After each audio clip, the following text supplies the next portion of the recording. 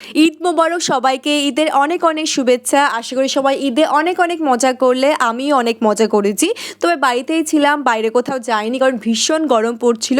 তবে বাড়িতে প্রচুর মজা করেছি, প্রচুর খেয়েছি।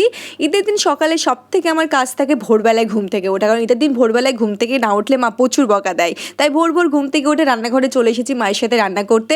তো প্রথমে রান্না করেছি লাচ্চা, কারণ ঈদ স্পেশাল লাচ্চা তো হবেই। আর সকালে ব্রেকফাস্টের জন্য ছোলার ডাল রান্না করছিলাম, কারণ আমাদের বাড়িতে ঈদের সকালে লুচি খাওয়া হয়। তারপর বাবা সকাল সকাল মাটন নিয়ে চলে এসেছে। তারপরে মা তাড়াতাড়ি করে মাটনটা কষাতে বসিয়ে দিয়েছে। মাটন আমাদের বাড়ির সকলের খুব ফেভারিট, আর আমার তো ভীষণ।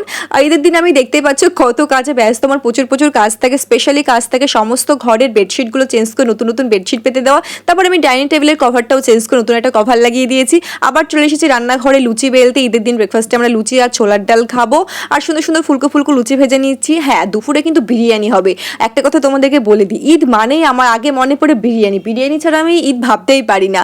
আর ঈদ স্পেশাল তোমরা কি কি খেলে, কোথায় কোথায় ঘুরলে, কি কি খেতে ভালোবাসো, কি কি মজা করলে অবশ্যই কমেন্ট বক্সে জানিও। তারপর চলে এসেছি একটু স্কিন কেয়ার করতে, কারণ প্রচুর সাজুগুজু করতে হবে, একটু স্কিন কেয়ার তো করাই লাগে। তারপর চলে আসলাম ব্রেকফাস্ট করতে। আমার তো ভীষণ খিদে পেয়ে গেছিলো। তো এখানে ছিল লুচি, ছোলার ডাল, বোঁদে আমার ভীষণ ফেভারিট, লাচ্চা, মিষ্টি, আর মাটনটা হয়ে গেছিলো বলে একটু মাটনও নিয়ে নিয়েছি। তো দেখতে পাচ্ছ কত সুন্দর করে খাওয়া দাওয়া করছি। খাওয়া দাওয়া করার পর আবার রান্নাবান্না করার পালা, কারণ স্পেশাল যে বিরিয়ানিটা হবে সেটা মা করবে, আর ওটা এখনো বাকি থেকে গেছে।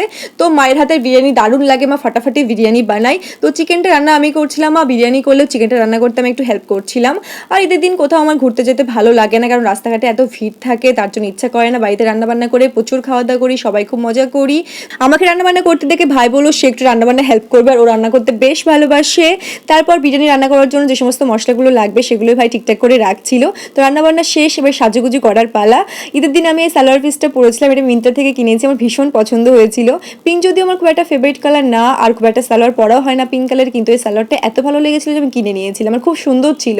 তো একটু সাজুগুজু করে নিচ্ছিলাম। কোথাও ঘুরতে না গেলে তো কি হবে, একটু বাড়িতে তো সাজুগুজু করতে হবে, ছবি তো তুলতেই হবে। তো আমি একটা বড় ইয়ারিং পরেছিলাম, লিপস্টিক, কাজল, টিপ দিয়ে সুন্দর করে সাজুগুজু করে নিয়েছি। আমার তো বেশ ভালো লাগছিল এই সালোয়ারটা পরে। তারপর চলে আসলাম দুপুরের খাবার খেতে, সাথে ছিল বিরিয়ানি, টক দই, চিকেন, মাটন, মিষ্টি, স্যালাড। তো জমিয়ে দুপুরের খাবার খাওয়া হলো। দেখতেই পাচ্ছ আমাকে দেখে আমি কতটা মজা করে খাবার খাচ্ছি। আমি আর ভাই একসাথে খাওয়া দাওয়া করছিলাম। ও বিরিয়ানি খেতে ভীষণ ভালোবাসে, মায়ের হাতে বিরিয়ানি মানে অন্যরকম ভালোবাসা। তারপর খাওয়া দাওয়া করার পর আমরা একটু ছবি টবি তুলছিলাম, কারণ এত সুন্দর সাজুগুজু করেছি, ছবি তো তুলতে হবে। তারপর একটু রিলস বানাচ্ছিলাম, ভিডিও বানিয়েছিলাম। তারপরে এভাবেই আমরা আমাদের ঈদের দিনটা কাটিয়েছি। আশা করি তোমরাও ঈদের দিনটা সুন্দরভাবে কাটালে।